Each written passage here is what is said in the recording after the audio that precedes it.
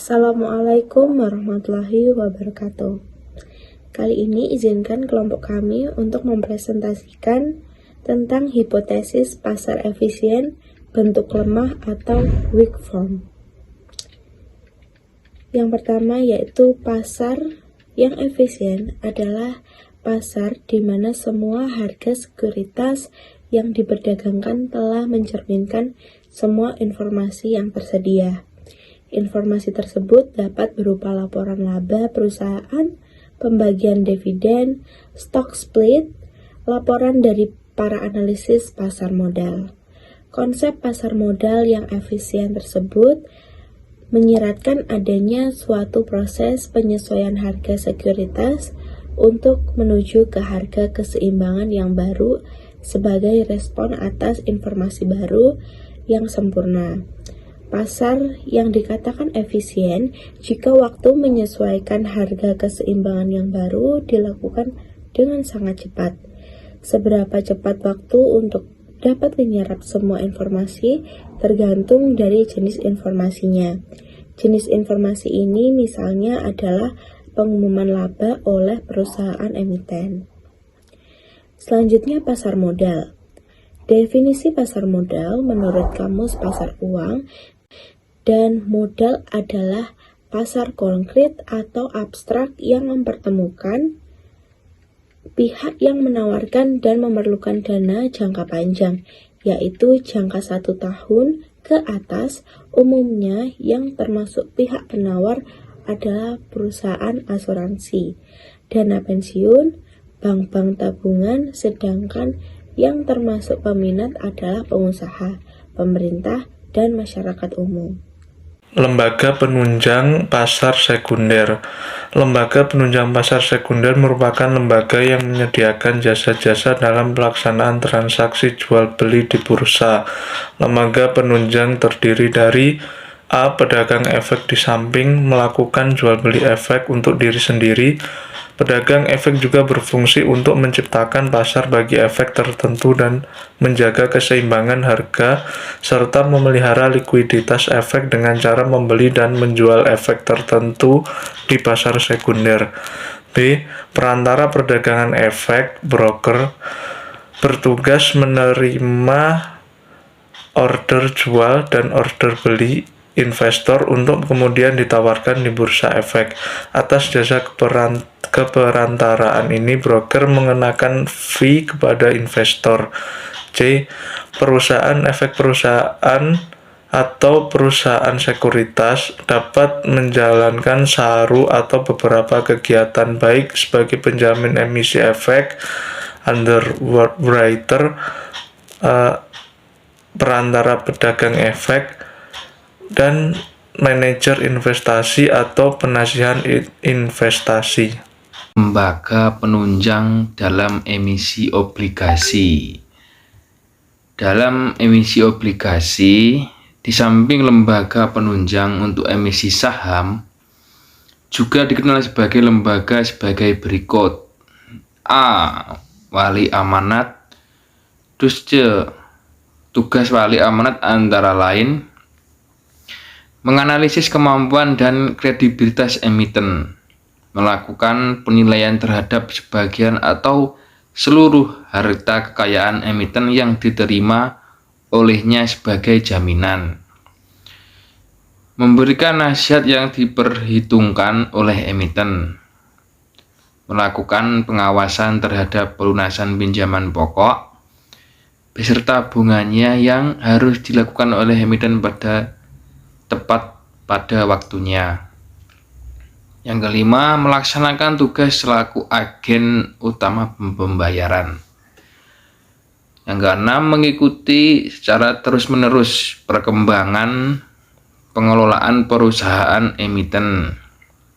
Yang ketujuh, membuat perjanjian perwaliamanatan dengan pihak emiten, memanggil rapat umum pemegang obligasi apabila diperlukan, karena biasanya saat terjadinya suatu masalah pastilah perlu melibatkan suatu pemegang saham ataupun obligasi dalam sebuah rapat khusus yang membahas tentang demi kelancaran perusahaan kedepannya. Lanjut untuk yang B, penanggung jawab atas dipenuhinya pembayaran pinjaman pokok. Obligasi berserta bunganya dari emiten kepada pemegang obligasi tepat pada waktunya. Apabila emiten tidak memenuhi kewajibannya, kita bisa melakukan kerjasama dengan pihak obligasi dan emiten agar kelancaran bisa terselenggara dengan membayar kewajibannya. Yang C, ada pembayaran. Agen pembayaran bertugas membayar bunga obligasi yang biasanya dilakukan oleh setiap 2 kali setahun. Manfaat pasar modal. Bagi emiten, pasar modal memiliki beberapa manfaat antara lain. Yang pertama, jumlah dana yang dapat dihimpun berjumlah besar. Yang kedua, dana tersebut dapat diterima sekaligus pada saat pasar perdana selesai. Ketiga, tidak ada convenience sehingga manajemen dapat lebih bebas dalam mengelola dana atau perusahaan. Keempat, solvabilitas perusahaan bagi tinggi sehingga memperbaiki citra perusahaan. Kelima, ketergantungan emiten terhadap bank menjadi lebih kecil. Sementara bagi investor, pasar modal memiliki beberapa manfaat antara lain. Yang ke-1, nilai investasi berkembang mengikuti pertumbuhan ekonomi. Peningkatan tersebut terjamin pada meningkatnya harga saham yang mencapai ke capital gain. Yang kedua, memperoleh dividen bagi mereka yang memiliki atau memegang saham dan bunga yang mengembang bagi pemenang obligasi. Yang ketiga, dapat sekaligus melakukan investasi dalam beberapa instrumen yang mengurangi risiko. Selanjutnya mengenai pasar modal syariah. Pasar modal syariah adalah pasar modal yang seluruh mekanisme kegiatannya terutama mengenai emiten, jenis efek yang diperdagangkan dan mekanisme perdagangannya telah sesuai dengan prinsip-prinsip syariah. Sedangkan yang dimaksud dengan efek syariah adalah efek sebagaimana dimaksud dalam peraturan perundang-undangan di bidang pasar modal yang agar pengelolanya perusahaan maupun cara penerbitannya memenuhi prinsip-prinsip syariah.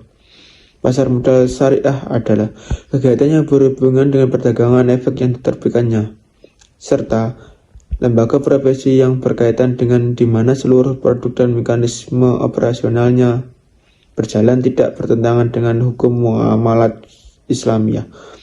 Pasar modal syariah dapat juga diartikan adalah pasar modal yang menerapkan prinsip-prinsip syariah. Selanjutnya, pengertian saham. Saham adalah surat bukti kepemilikan atas sebuah perusahaan yang melakukan penawaran umum dalam nominal atau presentasi tertentu. Dan pengertian lain, saham adalah surat berharga sebagai bukti pernyataan atau pemilikan individu maupun institusi dalam suatu perusahaan. Saham dapat didefinisikan sebagai tanda penyertaan atau pemilikan seseorang atau badan dalam suatu perusahaan atau perseroan terbatas. Saham syariah merupakan salah satu bentuk dari saham biasa yang memiliki karakteristik khusus yang berupa kontrol ketat dalam hal kehalalan ruang lingkup kegiatan usaha. Usaha syariah dimasukkan dalam perhitungan Jakarta Islamic Index, merupakan indeks yang dikeluarkan oleh PT Bursa Efek Indonesia yang merupakan subjek dari indeks harga saham gabungan. Dikutip dari Indah Yulia tahun 2010 halaman 71. Saham syariah adalah saham-saham perusahaan yang sesuai dengan prinsip syariah. Daftar saham syariah secara keseluruhan terdapat dalam daftar efek syariah. Sedangkan dalam prinsip syariah, penyertaan modal dilakukan pada perusahaan-perusahaan yang tidak melanggar prinsip-prinsip syariah, seperti bidang perjudian, riba, memproduksi barang yang diharamkan. Dikutip dari Sumariah tahun 2003 halaman 29. Kemudian ada pun prinsip-prinsip dasar saham syariah meliputi yang pertama adalah bersifat musyarakah jika ditawarkan secara terbatas. Terus yang kedua adalah bersifat mudharabah jika ditawarkan kepada publik. Kemudian yang ketiga, tidak boleh ada perbedaan jenis saham karena resiko harus ditanggung oleh semua pihak. Ini yang terakhir, kemudian prinsip bagi hasil laba rugi tidak dapat dicairkan kecuali dilikuidasi. Ini menurut Indah Yuli tahun 2003. Dengan memikul label syariah, itulah saham-saham dari perusahaan yang produksi untuk jasanya dinilai tidak sesuai dengan syariah Islam. Otomatis dikeluarkan. Saham-saham yang masuk dalam J11 adalah emiten yang kegiatan usahanya tidak bertentangan dengan syariah Islam. Usaha-usaha berikut dikeluarkan dalam perhitungan antara lain usaha perjudian dan permainan jika tergolong judi, usaha lembaga keuangan yang konvensional atau mengandung unsur riba itu, usaha yang memproduksi, mendistribusi, serta memperdagangkan makanan dan minuman yang tergolong haram, usaha yang memproduksi, mendistribusi, dan atau menyediakan barang-barang atau jasa yang merusak moral dan bersifat mudarat. Lembaga-lembaga yang terlibat di pasar modal. 1. Bapepam, Badan Pengawas Pasar Modal. Tugasnya adalah mengikuti perkembangan dan mengatur pasar modal sehingga efek dapat ditawarkan dan diperdagangkan secara teratur dan efisien serta melindungi kepentingan permodalan masyarakat umum. Kemudian melaksanakan pembinaan dan pengawasan terhadap lembaga-lembaga bursa efek, lembaga clearing, reksadana, dan perusahaan efek dan perorangan. Yang ketiga adalah memberikan pendapat kepada Menteri Keuangan mengenai pasar modal. Kemudian lembaga penunjang pasar perdana penjamin emisi efek tugas penjamin efek antara lain sebagai berikut: memberikan nasihat mengenai jenis efek yang sebaiknya dikeluarkan dalam mengajukan pernyataan pendaftaran emisian efek dan juga mengatur penyelenggaraan emisi atau pendistribusian efek dan menyiapkan sarana-sarana penunjangnya. Tugas akuntan publik antara lain adalah sebagai melakukan pemeriksaan atas laporan keuangan perusahaan dan pendapatannya. Kemudian untuk konsultasi hukum tugas, konsultasi hukum adalah meneliti aspek-aspek hukum emiten dan memberikan pendapatan dari sisi hukum tentang keadaan dan keabsahan usaha emiten yang meliputi anggaran dasar, izin usaha, bukti kepemilikan atas kekayaan emiten, perikatan yang dilakukan oleh emiten dengan pihak ketiga, serta gugatan dalam perkara perdata dan pidana. Kemudian notaris bertugas membuat berita acara RUPS, membuat konsep atau perubahan anggaran dasar, dan menyiapkan naskah perjanjian dalam rangka emisi efek. Kemudian agen penjual umumnya terdiri dari broker atau dealer yang bertugas melayani investor yang akan memesan efek, melaksanakan pengembalian uang pesanan, dan menyerahkan sertifikat efek kepada pemesan. Yang terakhir adalah perusahaan penilai. Perusahaan penilai diperlukan apabila perusahaan emiten akan melakukan penilaian kembali aktifnya. Penilaian tersebut dimasukkan untuk mengetahui beberapa besarnya nilai wajar aktiva perusahaan sebagai dasar dalam melakukan emisi dalam pasar modal.